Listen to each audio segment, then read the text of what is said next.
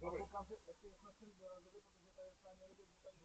Lebo navigoval nás niekto na navigoval, chodte, tam no, ešte voľné, tak sem pôjdu tí ďalší. My jsme teď zatáčeli, protože jsme říkali, že tady nikdo není. No, oni jsou, takže neobcházet.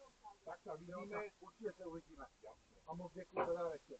Nech slúži. No to určitě bude. Ale je to fakt dobrá vec. Já jsem ji neviděl. Já to viděl jsem sprchy, které jsou třeba na 12 voltů, nebo sprchy, co se napumpovaly, nebo celou gravitací jednoduše, ale jako nějaký malý teplada na USBčko.